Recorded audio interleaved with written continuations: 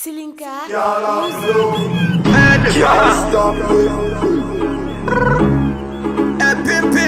Me and Nata Mingoto.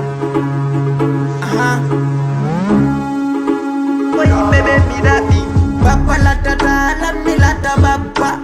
Ma dun de flopu ye ko babi ko tete. Papa la tata, la me la ta papa. Ma dun popu dan ko babi ko tete. Yennu gol ko buri dun no lancha hundu ko. Wolu golle burra dun no lancha sekko ko. Men si tay be feti femmi molla be mi do nyaadi nya. Sekko be no lubidu, libe yenna burbebe. Fakko ko no lubidu, libe wola burbebe.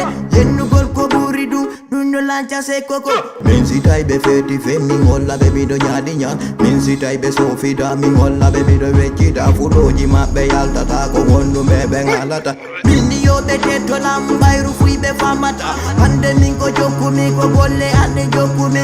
Wobo bambi gore ndengono yeso gono ngapiti. Yoni no mo wolude bayru fui yo famata. Yoni mi do manditi koko bebe halata. Neddo no yo andu tuta gali hore munjama. Kono be no wola tumbe wola fi be famata. Doya wolude ka anda ori labbe wondo ya. Ande sahibi jamami innuma atampata. Wota yennu himbe ben dun don kanno fallama. Papa la tata la mi la ta papa. Ma dun de flopu ye ko babi ko tete. Papa la tata la mi la ta papa. Ma dun popu dan ko babi ko tete. Papa la tata la mi la ta papa. Ma dun de flopu ye ko babi ko tete. Papa la tata la mi la ta papa. Ma dun popu dan ko babi ko tete. Himbe be mi wondata ay ko jama wondete. Ko himbe be mi dabata ay ko jama dabbete. Ande sila wonde jama minnu mami tampata. Minko andu mi enele foppo mi do veltori. Fansi be am bembe foppo mi do veltori. Ay enemy ji andi mi do veltori. Kamuna millangandi enemy no wonta gido. Nyande juti labi wo arta wonta gido. Terte koko yenno ton dun nako keldi no. Yenno gol ko bure dun moja. Terte moja. Mirati fumu yola kingdom plan soda. Yata fuma nakachina mana soda.